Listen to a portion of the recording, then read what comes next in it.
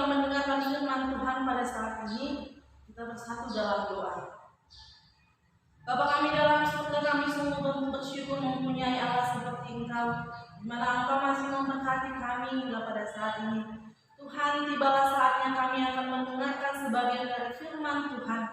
Berkati kami Tuhan, sehingga firman Tuhan itu boleh bertumbuh di dalam kehidupan kami. Ini doa dan permohonan kami dalam Kristus Yesus kami berdoa. Amin.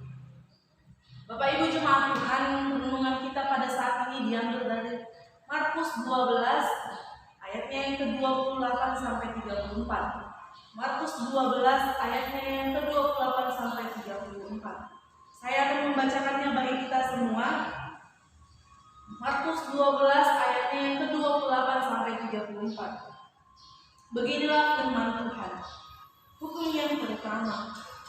Lalu seorang ahli Taurat yang mendengar Yesus dan orang-orang Saduki bersoal jawab dan tahu bahwa Yesus memberi jawab yang tepat kepada orang-orang itu, datang kepadanya dan bertanya, hukum manakah yang paling utama? Jawab Yesus, hukum yang utama ialah dengarlah hai orang Israel, Tuhan Allah kita, Tuhan itu Esa. Kasihilah Tuhan Allahmu dengan segenap hatimu, dan dengan segenap jiwamu, dan dengan segenap akal budimu, dan dengan segenap kekuatanmu. Dan hukum yang kedua ialah kasihilah sesama manusia seperti dirimu sendiri. Tidak ada hukum yang lain yang lebih utama daripada kedua hukum ini. Lalu kata ahli Taurat itu kepada Yesus, tepat sekali Guru, benar katamu itu bahwa Dia Esa, dan bahwa tidak ada yang lain kecuali Dia. Memang mengasihi Dia dengan segenap hati dan dengan segenap pengertian dan dengan segenap kekuatan, dan juga mengasihi dengan manusia seperti diri sendiri adalah jauh lebih utama daripada semua korban bakaran dan korban sembelihan. Yesus melihat bagaimana bijaksananya jawab orang itu, dan Ia berkata kepadanya, engkau tidak jauh dari kerajaan Allah. Dan seorang pun tidak berani lagi menanyakannya sesuatu kepada Yesus. Amin. Sedemikian jauh firman Tuhan pada saat ini. Bapak Ibu jemaat, tema yang kita renungkan pada saat ini ialah mengasihi Tuhan dan mengasihi manusia. Bapak Ibu jemaat Tuhan, setiap orang yang ingin hidup di dalam kasih. Tidak ada orang yang pada saat ini yang ingin tidak hidup di dalam kasih. Semua orang pasti menginginkan hidup di dalam kasih. Saling mengasihi merupakan hidup yang didambakan manusia, siapapun itu. Karena di dalam kasih penuh keindahan, persahabatan, kekeluargaan, dan bahkan persekutuan yang dibangun akan terasa begitu indah jika di dalamnya diliputi oleh kasih, oleh seorang yang lain dengan yang lainnya. Bapak Ibu jemaat Tuhan, mengasihi Allah dan mengasihi sesama manusia adalah perintah Tuhan Yesus yang tidak asing lagi bagi hubungan kita. Bapak Ibu jemaat Tuhan, mungkin kita dari sekolah minggu, bahkan dari remaja sampai kita muda-mudi, bahkan kita sampai ke orang tua, mungkin firman Tuhan ini tidak asing lagi bagi kita. Kita mungkin terlalu sering untuk mendengarkan firman Tuhan pada saat ini. Mengasihi Tuhan dan sesama manusia adalah pusat dari seluruh hukum Taurat dan kitab para nabi. Perintah ini sesungguhnya juga sudah dituliskan oleh Tuhan di dalam hati manusia. Di setiap hati kita sudah dituliskan oleh Tuhan. Itu sebabnya manusia selalu akan rindu untuk hidup oleh kasih. Pada saat ini kita diingatkan, kita ditegur oleh Tuhan agar kita saling mengasihi melalui hukum yang paling utama. Kita bisa melihatnya di dalam ayat yang ke-28 sampai 31. Bapak Ibu jemaat Tuhan, ketika para tokoh agama itu memberi pertanyaan kepada Yesus, Yesus selalu memberikan jawaban yang sangat-sangat sederhana dan mungkin mudah untuk dipahami oleh orang-orang pada saat itu, sehingga tak satu pun di antara mereka yang mampu menemukan kesalahan yang dikatakan oleh Tuhan Yesus, kesalahan atau kekurangan oleh Tuhan Yesus. Justru mereka lambat laun menyingkir dari Yesus, menyingkir satu persatu dari hadapan Yesus. Dan seorang ahli Taurat yang mendengarkan perkataan dan penjelasan Yesus itu mengajukan pertanyaan kepada Yesus, hukum manakah yang paling utama? Mendengar pertanyaan itu, Yesus mengutip firman Tuhan dalam Ulangan 6 ayat 4 sampai 5. Kita boleh membuka Alkitab kita dalam Ulangan 6 ayat 4 sampai 5. Ulangan 6 ayat 4 sampai 5. Begini firman Tuhan, dengarlah hai orang Israel, Tuhan itu Allah kita, Tuhan itu Esa. Kasihilah Tuhan Allahmu dengan segenap hatimu dan dengan segenap jiwamu dan dengan segenap kekuatanmu. Bapak Ibu jemaat Tuhan, jawaban Yesus ini merupakan suatu pengakuan yang sangat-sangat penting bagi orang-orang Israel pada saat itu. Perkataan Allah itu Esa, berarti tidak ada ilah-ilah lain ataupun apapun yang bisa dibandingkan dengan Allah. Allah itu adalah Tuhan yang Maha Kuasa dan penuh kasih yang membebaskan bangsa Israel dari tanah perbudakan. Untuk itulah Yesus menerangkan hukum yang terutama kepada ahli Taurat, yaitu dengan mengasihi Allah dan mengasihi manusia. Bapak Ibu jemaat Tuhan, kasihilah Tuhan Allahmu dengan segenap hatimu dan dengan segenap jiwamu dan dengan segenap akal budimu dan dengan segenap kekuatanmu. Mengasihi Allah yang dimaksud Yesus adalah mengasihi dengan totalitas hidup kita, yaitu dengan segenap hati kita, segenap jiwa kita, segenap akal budi dan segenap kekuatan. Kata kasihilah Tuhan Allahmu berarti menuruti segala perintahnya dengan tekad yang bulat, bahwa kasih juga berarti menaruh perhatian penuh kepada kepentingan-kepentingan Tuhan. Kita tidak mengesampingkan kepentingan Tuhan, tapi selalu mengutamakan kepentingan-kepentingan Tuhan. Bahkan kita menomor-duakan kepentingan kita demi kepentingan-kepentingan Tuhan. Dengan mengutamakan apa yang Tuhan kehendaki, hati, jiwa, akal budi dan kekuatan merangkum seluruh diri manusia. Karena hidup manusia yang berlandaskan kasih ditopang oleh hati, jiwa dan akal budi, dan juga kekuatan dirinya dalam hidup kita. Itu artinya mencintai Tuhan tidak boleh setengah-setengah. Kita tidak boleh mencintai Tuhan dengan setengah-setengah, karena Tuhan full mencintai kita. Tuhan mencintai kita sepenuhnya. Kita tidak boleh mencintai Tuhan dengan setengah-setengah. Bapak Ibu jemaat Tuhan, dengan segenap hati berarti menyerahkan segala proses pemikiran manusia, perasaan serta keputusan hanya kepada Tuhan untuk dituntun dan dimanfaatkan demi tercapainya kehendak Tuhan. Kita dituntun oleh Tuhan ketika kita mempercayainya dengan segenap hati. Setiap permasalahan kita, pergumulan kita serahkan kepada Tuhan. Kita akan dituntun untuk menyelesaikan setiap permasalahan kita. Bapak Ibu jemaat Tuhan, dengan segenap jiwamu berarti menundukkan serta mengabdikan segala perkara nafsu, keinginan kepada kehendak Tuhan, sehingga segenap potensi serta perasaan yang ada di dalam diri manusia menjadi sarana kehendak Tuhan. Bapak Ibu jemaat Tuhan, kita menundukkan serta mengabdikan segala perkara nafsu keinginan kita. Terkadang kita sulit sekali untuk mengendalikan nafsu kita.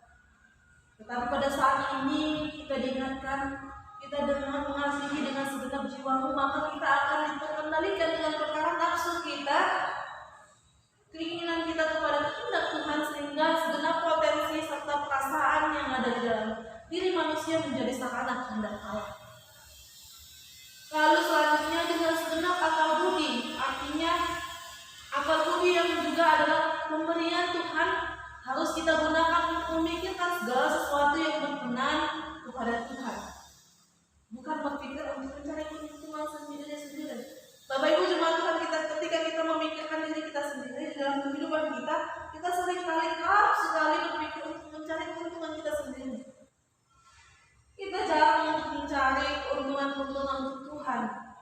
Kita jarang untuk memberi waktu kita kepada Tuhan. Bapak Ibu jemaat Tuhan, pada saat ini juga dengan segenap kekuatanmu, berarti tidak sekuat tenaga untuk menegakkan hal-hal yang dituntut oleh Tuhan, serta membatasi hal-hal yang dilarang olehnya. Bapak Ibu jemaat Tuhan, yang kedua ialah kasihilah sesama manusia seperti dirimu sendiri. Bapak Ibu jemaat Tuhan, ketika kita melihat kehidupan kita melihat masa-masa lalu kita, mungkin kita sulit sekali tidak mengasihi sesama kita. Sulit sekali untuk mengasihi sesama kita. Saudara-saudari kita yang ada di sekitar kita sangat sulit untuk mengasihinya. Mengapa? Bapak Ibu jemaat Tuhan, hukumnya sejalan dan tidak bisa terpisahkan. Dengan itu adalah mengasihi sesama manusia seperti diri sendiri. Secara logika kita saja perkataannya di sini sangat mudah untuk dimengerti. Karena mustahil seorang mampu mengasihi dan menghormati orang lain jika diri kita sendiri tidak kita kasihi. Siapakah sesama manusia yang dimaksudkan Tuhan melalui ayat ini? Tentu Yesus juga ingin menegur para tokoh agama itu yang tidak menjalankan perintah Tuhan benar-benar. Menurut pemahaman orang Yahudi, bahwa sesama itu adalah sesama Yahudi, sesama kita manusia. Sementara itu di luar itu adalah kafir yang tidak layak untuk dikasihi. Yang lebih menyedihkan lagi ialah ketika mereka salah menerapkan kasih yang benar-benar dengan hanya mengasihi orang-orang tertentu sesuai dengan jabatan dan status sosialnya. Bapak Ibu jemaat Tuhan, terkadang ketika kita melihat kehidupan kita jarang mengasihi orang-orang yang ada di bawah kita, baik itu dalam perekonomian, status pekerjaan kita. Kita ingin berteman dengan orang-orang yang ada dengan seposisi dengan kita atau di atas rata-rata kita. Bapak Ibu jemaat Tuhan, pada firman ini ditegur kita ditegur untuk mengasihi kita tanpa melihat, memandang dulu orang-orang di sekitar kita. Kita menyamaratakan orang-orang di sekitar kita sehingga tidak ada perbedaan antara satu dengan yang lain. Bapak Ibu jemaat Tuhan, orang-orang yang hidup dalam garis kemiskinan, yang sakit serta para janda seharusnya menjadi fokus utama yang saling dikasihi dan diusahakan kesejahteraannya. Namun yang justru sebaliknya, mereka seolah-olah menutup mata terhadap orang-orang yang terpinggirkan itu. Mereka malah bungkam ketika pemerintah dan orang kaya menindas rakyat yang ada di bawahnya perekonomiannya. Dengan demikian, firman ini memberi pemahaman bahwa sesama kita adalah setiap orang tanpa terkecuali. Kita tidak boleh mengesampingkan orang-orang yang terpinggirkan. Kalau bisa, kita diingatkan pada saat ini kita lebih memfokuskan untuk mengasihi orang-orang yang miskin ataupun orang-orang janda. Terkadang memang sangat sulit untuk bergaul, berteman, bahkan untuk mengasihi orang-orang yang tidak sesama kita, maksudnya tidak sesuai posisinya dengan kita. Ketika kita melihat orang-orang yang lebih rendah, lebih miskin dan kita menjauhinya. Bahkan kita menganggap orang-orang itu tidak ada di sekitar kita. Bahkan kita melihat orang-orang di sekitar kita hanya orang-orang yang perekonomiannya jauh lebih tinggi. Kita bergaul. Ketika orang mempunyai harta banyak, ketika tetangga kita mempunyai harta banyak, kita mendekat. Tetapi ketika tetangga kita tidak mempunyai harta, bahkan bisa kita katakan miskin, kita menjauhinya. Bapak Ibu jemaat Tuhan, kita pada saat ini diingatkan, kita tidak boleh memilih-milih untuk saling mengasihi. Kita diingatkan untuk lebih mengutamakan mengasihi orang-orang yang miskin, orang-orang yang ada di bawah kita. Bahkan kita lebih mengutamakan mengasihi janda-janda. Bapak Ibu jemaat Tuhan, dengan demikian kita ini memberi pemahaman bahwa sesama kita adalah setiap orang, tanpa membedakan. Mengasihi mereka seperti diri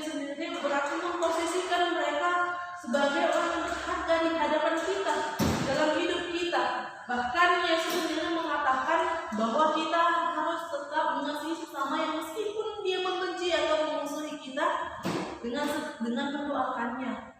Untuk itu Yesus simpulkan bahwa tidak ada hukum yang lain yang lebih utama dari kedua hukum ini. Bapak Ibu jemaat Tuhan, pada saat ini kita juga diajak bukan hanya untuk mengasihi orang-orang di bawah kita, yang mengasihi orang-orang yang perekonomiannya lebih rendah, mengasihi orang-orang janda-janda, tetapi kita diingatkan pada saat ini untuk mengasihi musuh-musuh kita.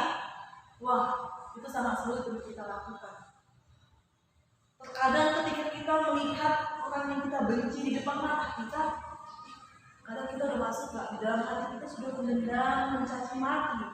Tetapi pada saat ini firman Tuhan pada saat ini menegur kita, mengajak kita untuk mendoakan musuh-musuh kita,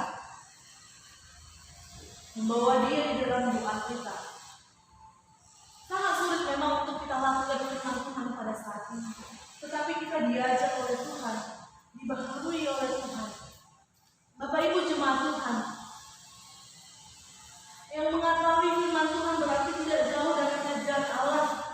Namun yang masuk kerajaan Allah adalah dia yang mengimani firman Tuhan itu dan menghidupinya. Kita bisa melihatnya dalam Ayub 32 sampai 34. Dalam Ayub 32 sampai 34. Setelah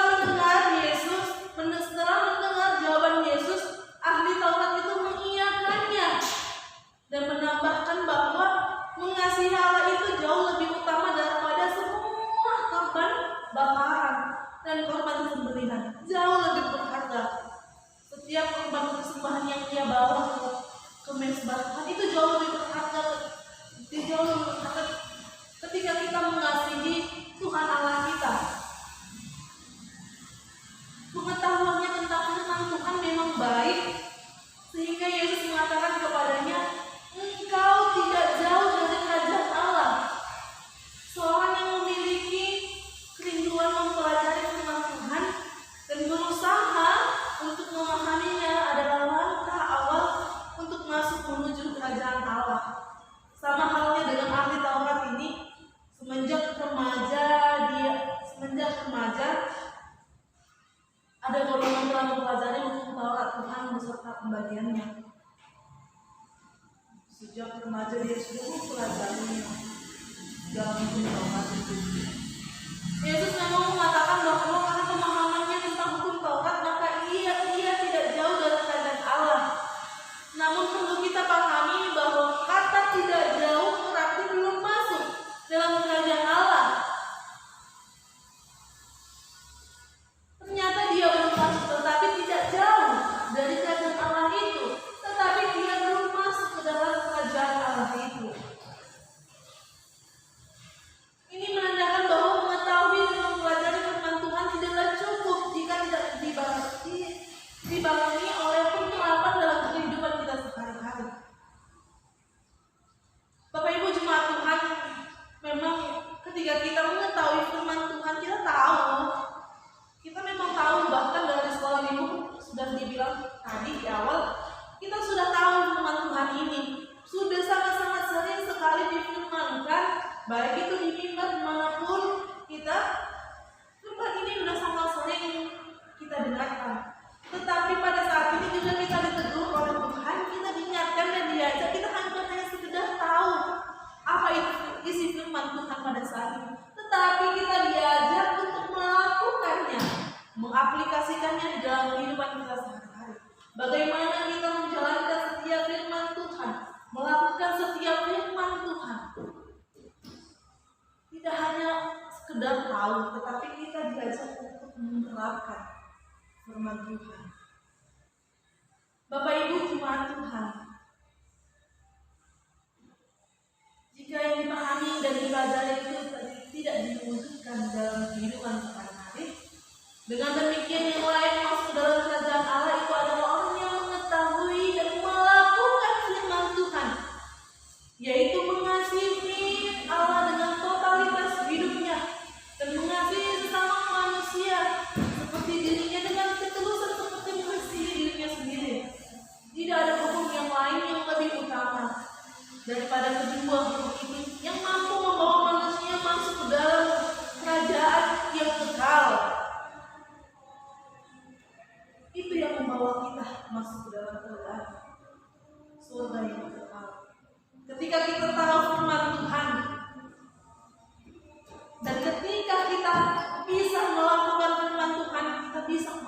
dalam kerajaan surga.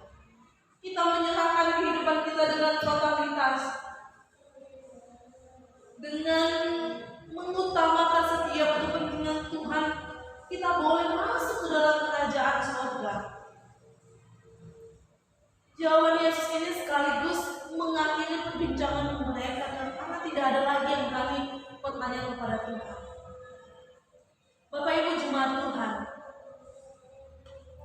perintah saling mengasihi ini dilihat dalam dua relasi hidup manusia, yaitu tadi yang pertama kasihlah Tuhan Allah. Lalu yang kedua tadi kasihlah sesama manusia. Tanpa kita mengesampingkan orang-orang yang di sekitar kita yang perekonomiannya lebih rendah di bawah kita, tetapi kita lebih memfokuskan pusat perhatian kita kepada orang-orang yang ekonominya lebih rendah, dan kita lebih memfokuskan kepada para janda-janda sehingga kita tidak mengesampingkan mereka. Bapak Ibu jemaat Tuhan, mengasihi Allah dapat dilihat pada kasih yang diberlakukan pada sesama manusia. Rasul Yohanes juga menegaskan hal ini secara gamblang atau secara dengan kuat, yaitu di dalam 1 Yohanes 4 ayat yang ke-20. 1 Yohanes 4 ayat yang ke-20. Jika seorang berkata aku mengasihi Allah dan ia membenci saudaranya, maka ia adalah pendusta. Karena barang siapa tidak mengasihi saudaranya yang dilihatnya, tidak mungkin mengasihi Allah yang tidak dilihatnya. Iya. Bagaimana mungkin orang yang di sekitar kita yang asli, yang bisa kita lihat, yang bisa kita bisa berinteraksi secara langsung, bahkan memang orang-orang yang berada di sekitar kita, bagaimana kita bisa, sedangkan itu tidak kita kasih, bagaimana kita mengasihi Allah yang sama sekali tidak kita lihat. Bapak Ibu jemaat Tuhan, tuntutan untuk mengasihi, saling mengasihi sesungguhnya sudah tertanam di dalam diri manusia, namun manusia itu sendiri yang sulit untuk melakukan karena sudah dipenuhi oleh dosa, oleh keinginan dari kita sendiri. Manusia harus terus-menerus belajar mengasihi Tuhan dan mengasihi manusia. Sebab dengan demikianlah manusia memperoleh dua hal. Yang pertama, memperoleh kebahagiaan di dunia ini. Kita hanya menemukan kebahagiaan di dalam kasih kepada Tuhan dan tidak di dalam hal-hal yang lain. Oleh sebab itu, jika kita ingin mendapat penghiburan dan kekuatan di dalam hidup ini, kita harus kembali kepada Tuhan dan kita harus saling mengasihi Tuhan. Bapak Ibu jemaat Tuhan, kita bukan hanya mendapatkan kebahagiaan di surga, tetapi kita mendapat kebahagiaan di dunia ini ketika kita memfokuskan diri kita kepada Tuhan, menyerahkan setiap pergumulan kita kepada Tuhan. Tuhan menuntun kita. Tuhan akan memimpin setiap jalan kita. Bapak Ibu, yang kedua ialah mendapatkan keselamatan. Ya, ini sangat penting sekali mendapatkan keselamatan. Begitu pentingnya kasih sehingga Rasul Yohanes mengatakan, barang siapa tidak mengasihi, ia tetap di dalam maut. Ya, ini sangat tegas sekali dan sangat keras untuk kita. Di dalam 1 Yohanes 3 ayat 14b. Barang siapa tidak mengasihi, ia tetap di dalam maut. Jika kita tidak mengasihi, kita tetap tinggal di dalam maut. Dari ayat ini kita dapat melihat bahwa untuk mendapatkan keselamatan, maka tidak ada cara lain kecuali mengasihi Tuhan dan mengasihi sesama kita. Cuma ini caranya untuk kita mendapatkan keselamatan. Ya. Sebagai orang beriman, maka sudah seharusnya kita berjuang untuk melaksanakan perintah Kristus yang utama, yaitu untuk mengasihi Tuhan dan mengasihi sesama kita seperti kita mengasihi diri kita sendiri. Hanya dengan mengasihi, maka manusia memperoleh arti hidup, yaitu kebahagiaan di dunia ini, dan pada saatnya nanti kebahagiaan abadi kita kita terima di surganya yang kekal. Hendaklah mengakhiri renungan ini, camkanlah dan lakukanlah seperti dalam nas tadi, yaitu selalu mengasihi, yaitu di dalam Roma yang ke-12 ayatnya yang ke-9. Roma 12 ayat yang ke-9. Hendaklah kasih itu jangan pura-pura, jauhilah yang jahat dan lakukanlah yang baik. Di dalam Roma 12 ayat 9 tertulis, hendaklah kasih itu jangan pura-pura, jauhilah yang jahat dan lakukanlah yang baik. Dan di 1 Korintus 13 ayatnya yang keempat, 1 Korintus 13 ayatnya yang keempat, kasih itu sabar, kasih itu murah hati, ia tidak cemburu, ia tidak membanggakan diri dan tidak sombong. Iya, kasih itu memang kita tidak perlu untuk menyombongkan diri kita sendiri, menyombongkan setiap harta, apapun yang kita miliki, kita tidak perlu untuk menyombongkan. Bapak Ibu jemaat Tuhan, yang menjadi refleksi kita pada saat ini ialah sejak kita anak-anak satu sekolah minggu, remaja, bahkan pada sampai saat ini kita sebagai orang tua, kita sudah banyak mendengar, membaca, bahkan mempelajari firman Tuhan kita pada saat ini. Dengan demikian kita telah mengetahui kehendak Tuhan dalam kehidupan kita. Yang harus kita lakukan itu apa? Di antaranya adalah hidup di dalam kasih, mengasihi Allah yang telah hidup lebih dulu mengasihi kita dan mengasihi sesama manusia seperti diri kita sendiri. Kita karena lebih utama Tuhan yang lebih duluan mengasihi kita, baru kita mengasihi Tuhan. Bukan karena kita mengasihi Tuhan lalu Tuhan mengasihi kita, tetapi Tuhanlah yang lebih utama yang mengasihi kita, lalu kita membalasnya dengan mengasihi Tuhan. Yang kedua, mengasihi Allah harusnya dengan memberikan totalitas hidup kita dengan hati, jiwa, akal budi dan kekuatan.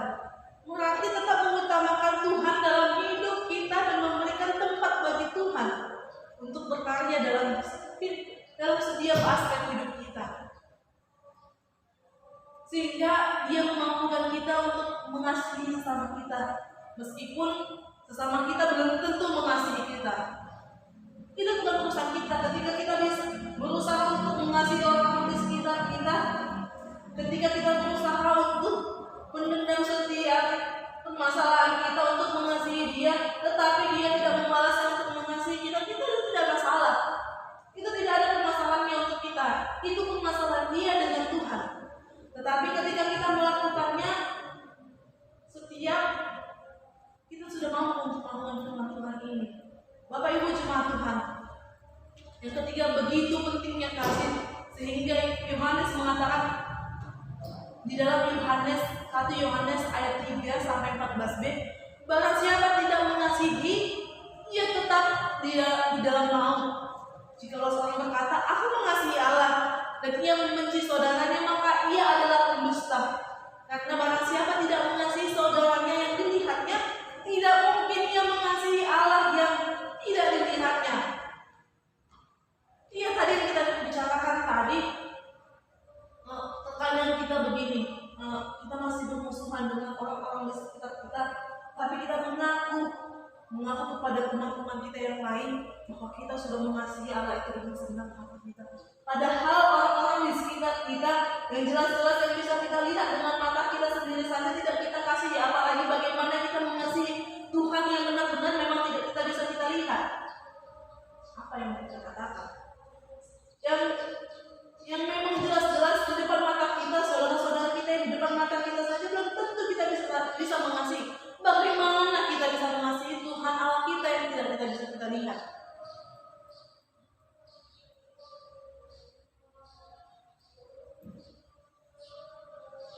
Dan perintah ini kita terima dari Dia.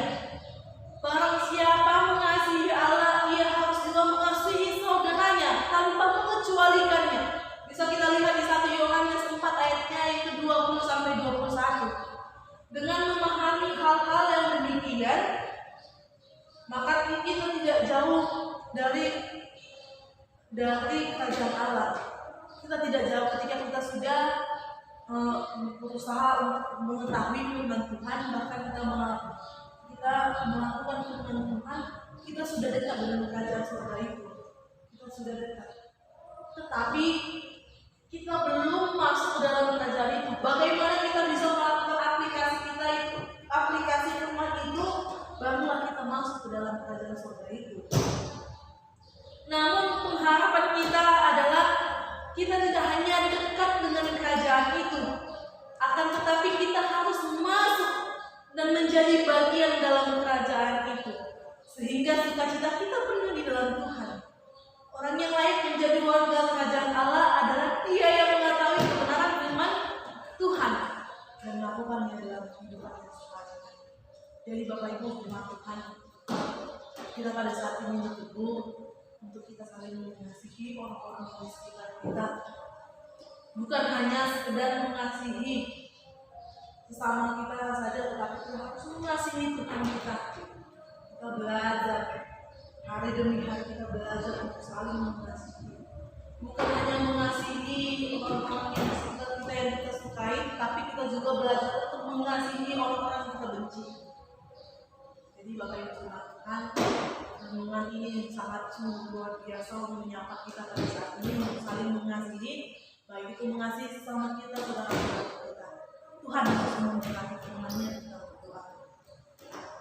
Bapa kami dalam surga, terima kasih Tuhan untuk setiap kesempatan Tuhan yang boleh Tuhan berikan kepada kami, sehingga Tuhan kami telah mendengarkan sebagian dari firman Tuhan.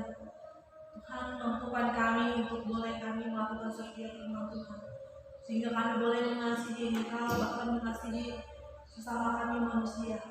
Bapa kami dalam surga, kami berkeinginan agar kami mendapat ahli waris Tuhan.